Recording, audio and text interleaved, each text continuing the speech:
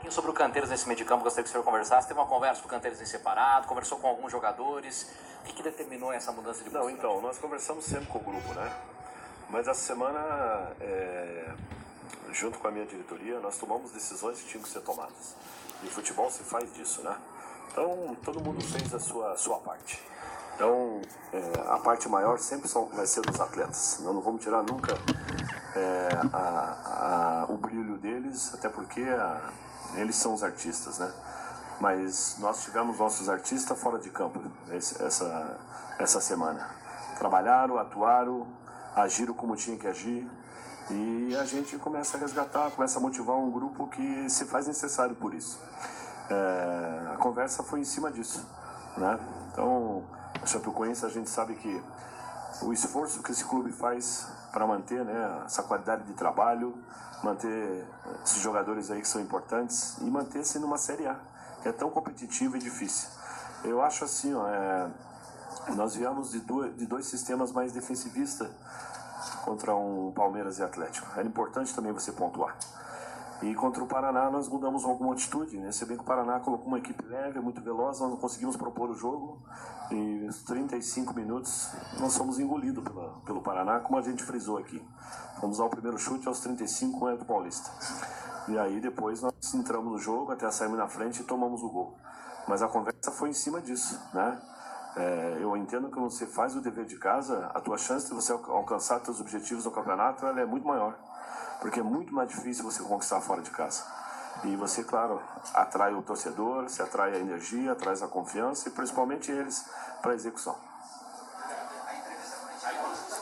Tá aí, finalizando aí o Gilson Kleina, 3-2 Chapecoense.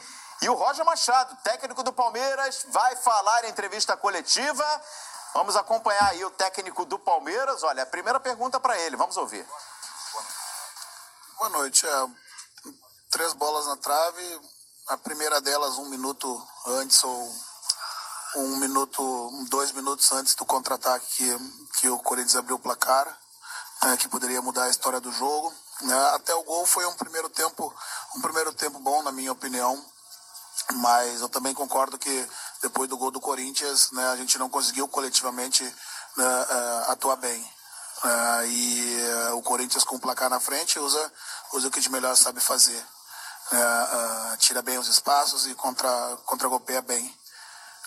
No segundo tempo,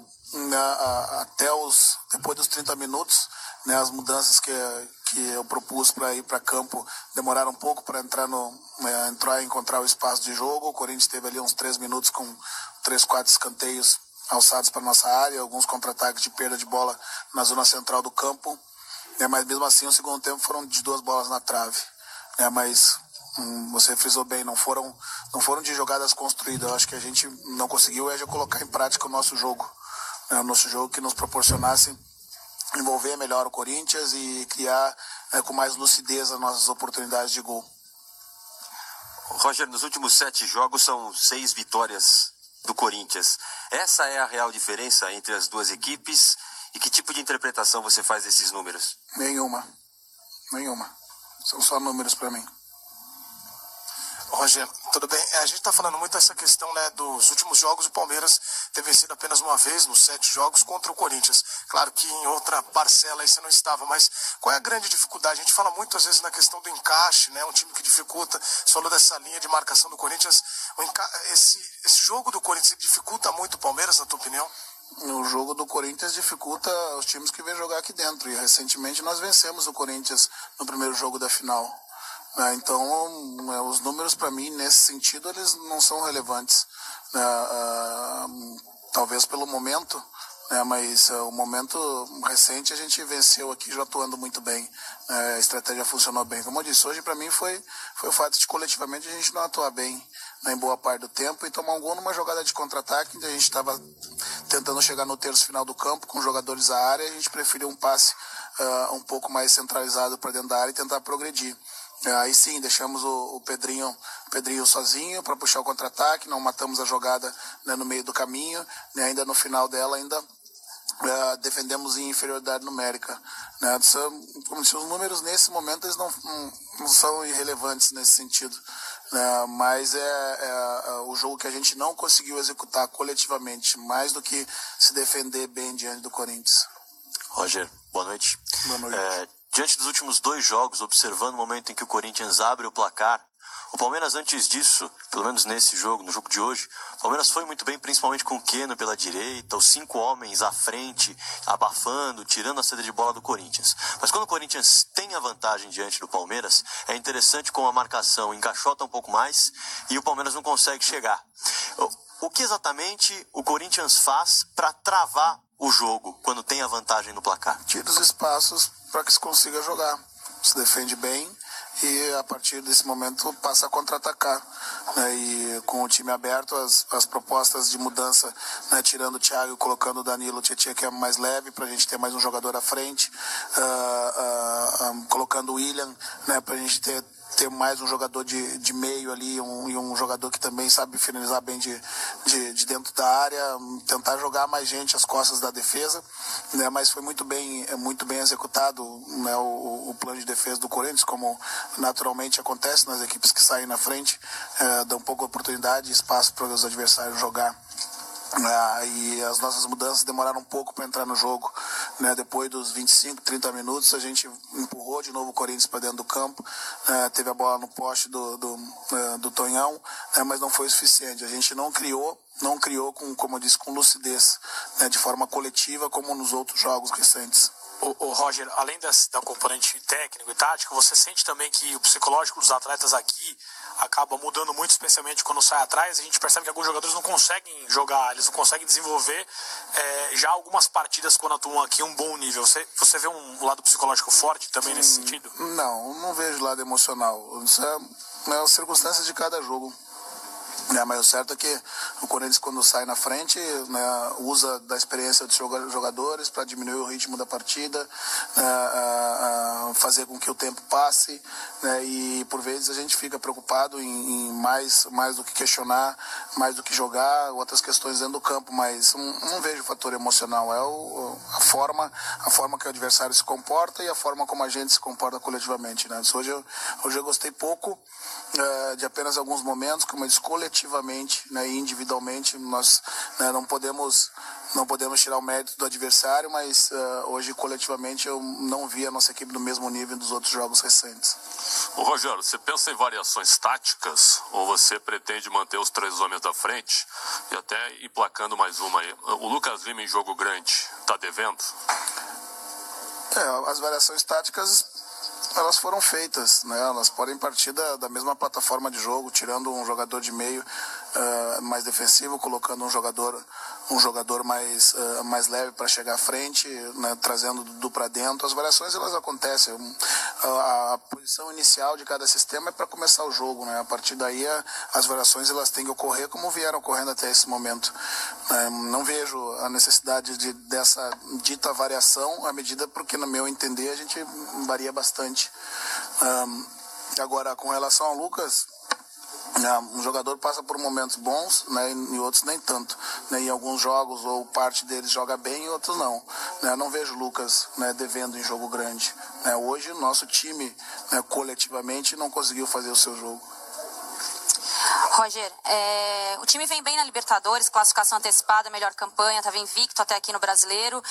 Essa derrota, quando você for parar para observar os erros particulares do time, você já falou da questão do desempenho coletivo, vai te acender a memória... soltou agora o microfone boa. Essa derrota vai te acender qual tipo de luz? O que você quer que te ilumine de ideias agora para a sequência do seu trabalho, principalmente dessas questões que você disse da parte coletiva do time? Nada, só que cada adversário te traz uma dificuldade específica, e com outros adversários tiveram outras dificuldades, né, que a gente conseguiu transpô-las, passar e vencer. Cada jogo a gente analisa, né, com detalhes depois, né, para entender com mais precisão e com mais propriedade o que aconteceu no jogo, né. Foi uma derrota, né, para o nosso tradicional adversário, né, vindo de todos esses elogios, né, dos últimos 30 ou 40 dias. E, por favor, né, a gente não pode, né, amanhã em todos os programas esportivos jogar o Palmeiras para baixo novamente, né, em função de ter perdido o clássico, que a gente queria muito vencer depois do reencontro do Paulista, né, mas não tem nada de errado, né. Foi uma derrota jogando na casa do adversário, que teve todos os seus méritos pela forma de jogar, né, mas nós vivemos um grande momento e vamos fazer a manutenção dele. Ô Roger, você acha que o Romero faltou com respeito? Alguns jogadores seus foram até o Romero e cobraram uma postura diferente dele naquele lance que ele dominou e ficou com a bola na cabeça. Você viu o desrespeito ali? Não vamos falar, né, gente? Senão a gente leva para outro clássico, né? Vamos deixar isso para trás, né? A gente acaba tirando o foco do que é mais importante, né? Que é o jogo e as explicações do que aconteceram no jogo, né? Não vi desrespeito, talvez a bola tenha quicado um pouco mais alto, ele tenha tentado controlar ali a bola na cabeça, né? E nada mais do que isso, vamos deixar de lado isso. Ô Roger, chamou a atenção aqui, ó. Um lance aos 20 minutos do primeiro tempo, o cartão que o Edu Dracena acabou levando, reclamou com o árbitro. Eu queria saber se você teve uma conversa com o quarto árbitro ou se foi algo que você conversou com o Carille ali na beira do gramado. No momento do cartão? Não, o Fábio comentou, disse, Roger, eu acho que o jogador tocou só na bola, realmente. Deus, não, Fábio, eu não estou falando da falta. Se foi falta, foi a interpretação do juiz. O que eu achei forte foi a forma assintosa que o árbitro se dirigiu acho que é o Bruno, né? Tá no meio. Eu achei extremamente como forma de intimidar. Né, intimidar o jogador e nem com relação à falta. E o Edu deve ter ido reclamar por estar mais perto, que de fato o Thiago tocou a bola ali naquela situação. Roger, boa noite. Último 10. Aí, da entrevista coletiva do Roger Machado para Chapecó. Vamos ouvir o Maurício Barbieri, técnico interino do Flamengo. O Flamengo perdeu para a Chape 3-2. A gente tentou colocar dentro de campo aqueles que a gente achava que estavam em melhor condição hoje para poder desempenhar e para buscar a vitória, né? Em relação ao entrosamento, é evidente que uma equipe que não vem jogando junto vai sentir algumas dificuldades. Eu acho que a gente, no jogo de hoje, cometeu mais erros do que a gente habitualmente vinha cometendo. A Chapecoense foi feliz de aproveitar isso, né? E por isso a gente acabou saindo derrotado. Acho que não fizemos um bom primeiro tempo, fizemos um primeiro tempo até muito abaixo até do que nós mesmos esperávamos. No segundo tempo crescemos bastante de produção. Tem a questão do lance polêmico do pênalti, que na minha opinião não foi pênalti. Acho que é preciso rever essa questão mais uma vez. São 5 rodadas e é a segunda vez que o Flamengo é prejudicado. Se houvesse o árbitro de vídeo, provavelmente talvez a decisão fosse diferente. Então nós estamos falando em 2 pênaltis e 5 jogos. Um primeiro contra o Vitória, que acarretou até na expulsão do Everton Ribeiro. E esse pênalti agora, porque o Guilherme claramente puxa o Jonas primeiro. E se o árbitro de linha... Não entendo como é que ele consegue enxergar o puxão do Jonas e não enxerga o puxão do Guilherme. Mas enfim, a Chape não tem nada a ver com isso, fez o jogo dela e conseguiu sair com a vitória. Barbieri, boa noite. Em que pese o fato de ser um time alternativo, você viu algo hoje no jogo que te preocupa? Não, para a sequência, de maneira nenhuma, não.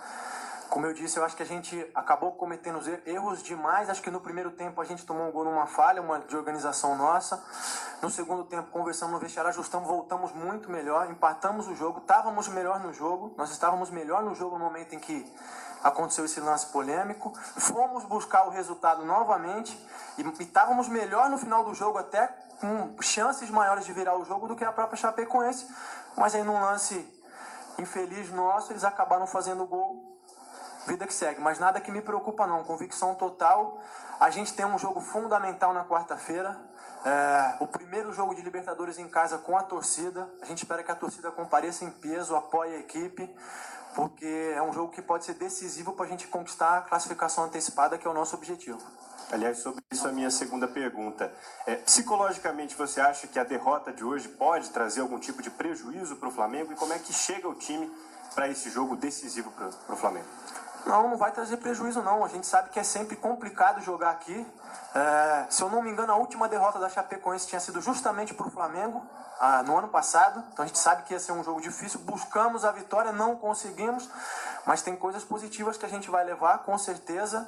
E agora avaliar os jogadores e tomar a melhor decisão para na quarta-feira a gente entrar muito forte para poder passar pelo Emelec. Avaliar as coisas positivas, isso está em alguma análise que você possa fazer do Diego? Como é que você viu a volta dele? Te superou as expectativas ou não? Acha que ele ainda precisa ser poupado? Como é que você já pode prever aí a volta dele para o jogo da Libertadores? Eu acho que em relação à parte física ele se comportou bem, era uma dúvida que a gente tinha se ele aguentaria jogar 90 minutos, e acho que ele aguentou, suportou bem, correu bastante, lutou. É evidente que tecnicamente ele não fez um grande jogo, mas está em evolução, e acho que para quarta-feira ele tem condição de fazer um jogo muito melhor do que fez hoje. Em relação àquela modificação que você fez colocando Guerreiro e Dourado, isso foi uma situação de jogo que você percebeu, enfim, viu que ou era isso ou o placar ia ficar em desvantagem, ou é algo, uma dupla que você já vem desenhando aí que possa ser usada em outras partidas? Não, é uma possibilidade e uma alternativa que a gente tem pela característica dos jogadores, né?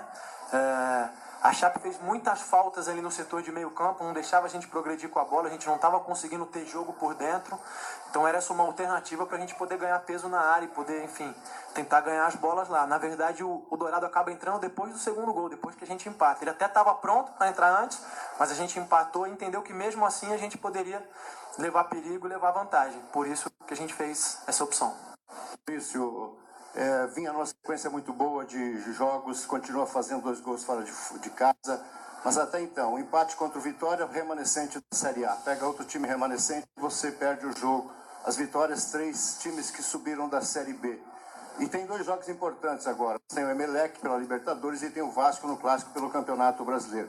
Que reflexos essa derrota para a Chapecoense, essa derrota de hoje, pode trazer na sequência do planejamento do Flamengo?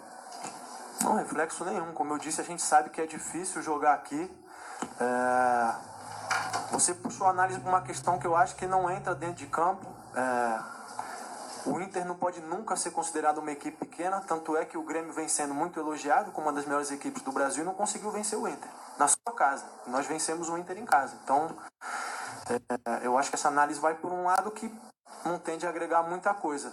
Reflexo nenhum. Para todos os efeitos, o Flamengo continua líder do campeonato. Para todos os efeitos, o Flamengo está classificado na Copa do Brasil. Para todos os efeitos, o Flamengo depende só de si para passar pelo Emelec e conquistar a classificação antecipada para a segunda fase da Libertadores. Obrigado, pessoal. Obrigado, pessoal. Aí, o técnico Maurício Barbieri, sempre lembrando, né? Flamengo na próxima rodada do Brasileirão terá pela frente o clássico contra o Vasco. Só que antes disso, você vai ver só aqui para todo o Brasil, exclusivo na TV fechada, o jogo do Flamengo na Libertadores, hein? Uma vitória já vai confirmar o Flamengo na próxima fase. Flamengo e Emelec, aquela cobertura que você já se acostumou na casa da Libertadores, a gente abrindo e fechando o Maracanã. São Paulo empatou fora de casa, hein? Empatou com o Bahia na Arena Fonte Nova. Técnico Diego Aguirre falou sobre o resultado, a gente vai acompanhar. Esse empate deixou você contente? Qual a tua avaliação geral da partida? Fue un juego muy difícil. No tuvimos momentos bons. Cometimos algunos errores, tomamos los dos goles. Y así como yo me lembro el juego con Fluminense, cuando estaba prácticamente ganho, tomamos un gol en el último minuto, hoy nos hicimos. Y yo valoro el espíritu del time que nunca dejó de lutar y fuimos a tentar revertir la situación y bueno, fue un empate valioso, no gosto de comemorar empates, mas cuando acontece en el último minuto tem que ver lo positivo, né? E você sentiu uma certa desatenção nos gols do Bahia? Sim. O pênalti, de repente, podia ter evitado? Queria que você falasse. Sí, acho que sí, que por eso falei que fueron más errores nossos que virtudes del rival. El rival jugó bien y tal vez mereció otras situaciones, más os gols. Acho que fue más por errores nossos. Son cosas que tenemos que mejorar. Una cosa que no quiero esquecer, quiero valorar al menino, a Jalen, porque él marcó el gol del empate, mas ele acabou o jogo, fui hasta el campo y falei para él, você merece, porque un menino espectacular, como trabaja desde el primer día en silencio, un profesional excelente, y eu falo muito de oportunidades, y él pegó esta oportunidad, él falou, aqui estou, e sumamos mais um jogador e fico feliz por ele. Agora são 8 jogos já, né? Que o São Paulo não perde, mas desses 8 jogos, só 2 vitórias. Como que você se sente diante dessa situação? É estranho, a ver, uma situação um pouco, por um lado valora não perder, pero por outro lado também não estou contente porque não perdemos, pero não ganhamos. Então é uma situação que temos que seguir trabalhando e tentar ganhar o próximo jogo. E aí, a ver, el campeonato brasileño debe ser el campeonato más difícil del mundo, porque tienen 20 times que todos juegan bien, todos lutan, son muy fuertes, y hoy estamos en una posición que parece longe, mas estamos solamente a 3 puntos del líder. Entonces tenemos que acreditar, continuar trabajando, estar calmos y ganhar o próximo jogo, que seguramente, se isso acontecer, vamos a estar... Tá aí, Diego Aguirre, Eugênio Leal, hein, elogiando a atuação do São Paulo, já vai analisar pra gente. Vamos ouvir Jadson, vitória do Corinthians sobre o Palmeiras, 1-0. Eu não faria, né, mas cada jogador tem sua personalidade, o jeito de jogar. Mas foi bonito o lance, né, a torcida gostou e ainda bem que a gente saiu aí com a vitória. Jadson, rapidinho, o que falar do Pedrinho, um garoto novo, com aquela arrancada exemplar que deu o lance do gol? Pedrinho é um futuro aí do futebol mundial, né? Tá com confiança, tá recebendo as oportunidades e tá jogando bem. Então, todos aí têm apoiado ele, o Carille, comissão, os jogadores. Então, tem nos ajudado e a gente tem que continuar dando confiança para ele, porque temos vários campeonatos aí e sempre é importante contar com esses jogadores de qualidade. Muito bem. Tá, então, o meia Jadson saindo aqui na zona mista do Corinthians. Tá legal aí o Fernando Caetano acompanhando a entrevista coletiva do Jadson, e a gente está vendo lances aí da vitória. Pessoal, tô dando uma primeira acompanhada aqui, um giro pelas redes sociais.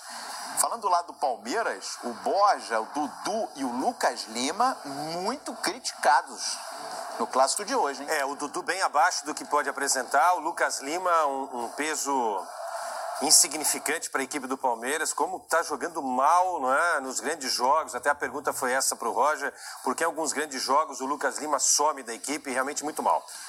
Daqui a pouquinho a gente analisa com mais calma o clássico Corinthians e Palmeiras. Vasco perdeu em casa mais uma, hein? Agora para o Vitória. Zé Ricardo está falando ao vivo, você vai ver aqui no Rodada Fox. Se lamenta muito pelo resultado, né? Infelizmente a fase não é boa. E quando a gente atravessa uma fase dessas, as coisas têm que ser feitas de forma simples. E muitas das vezes as coisas não acontecem como a gente quer, a maioria das vezes, né? Taticamente, eu acho que a gente fez uma boa partida, tivemos boas oportunidades, tomamos, pelo menos dos 3 gols que tomamos, 2 ali de forma inacreditável, né? Mas faz parte do futebol. Eu acho que a gente só consegue sair disso com muito trabalho. Isso aí não está faltando, né? Não está faltando entrega dos nossos atletas. Hoje a gente foi bem taticamente, bem posicionado em campo, mas infelizmente nesses momentos aí acontece alguns lances, tira um pouquinho a confiança do atleta, né? Jogadores com muita regularidade acabam, até isso acontece, alguns jogadores acabam falhando, que tem atuações muito boas, mas hoje aconteceu da gente pegar uma equipe que fez uma proposta extremamente reativa, né? Dentro daquilo que a gente até esperava. O Vasco tentou furar o bloqueio ali, jogando um pouco mais pelo lado do campo. Também tivemos boas chegadas por dentro com os nossos laterais, mas infelizmente não sei se eu posso dizer até isolado, até porque Aconteceu, né? A Vitória também estava preparado para isso, acabamos perdendo a partida. Zé, falando um pouquinho também desses gols sofridos, né? Hoje o Wesley reclamou um pouquinho quando a fase é boa, a bola bate em qualquer um e entra no gol de ataque. Quando a fase não é boa, dá o azar, que deu em 2 gols hoje. Mas vou te perguntar exclusivamente em relação às laterais, porque hoje teve um lance que a torcida depois até pegou bastante no pé do Rafael Galhardo no segundo gol, que sai de uma falta de cobertura ali pelo lado direito de defesa. Contra o Bahia, você mostrou uma preocupação em proteger a lateral com a opção de usar o Wesley improvisado. E hoje você só tem o Rafael Galhardo, que hoje foi muito vaiado pela torcida, o Pikachu, que faz essa função também, e outros jogadores que só poderiam jogar improvisados, o Luiz Gustavo e o Wesley. Como é que fica a tua cabeça para escolher os jogadores, sabendo, por exemplo, a questão da confiança, que o Galhardo vai ter que lidar com essa pressão o tempo todo, era um jogador que você considerava importante voltar ao time hoje.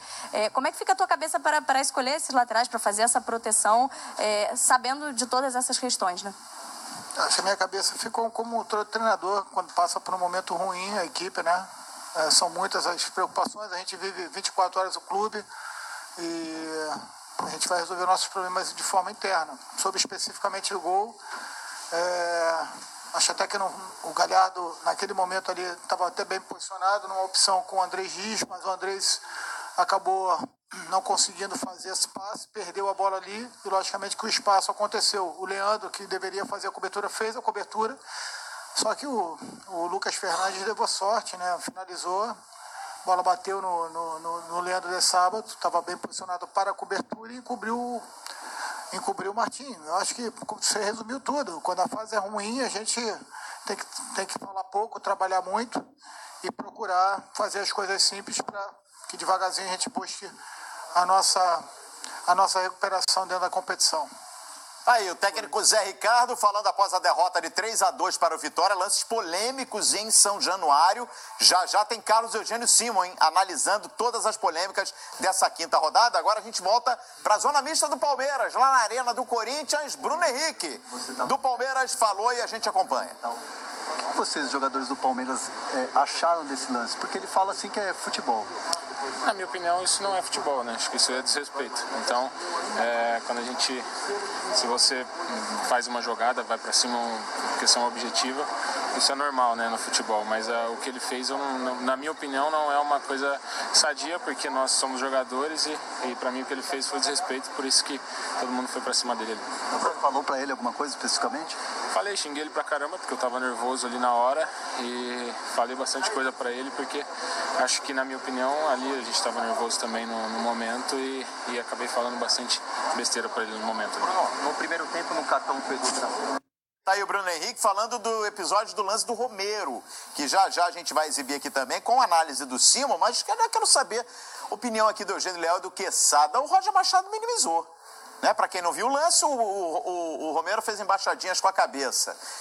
Enfim, se a gente tiver até o lance aí, vamos ilustrar. A la Kerlon, né? Do Kerlon, né? O Edu Dracena tá falando? Então já a gente vai repercutir esse lance do Romero. Fala, Edu Dracena. Para querer ser mais aplaudido pela torcida, mas isso aí é futebol.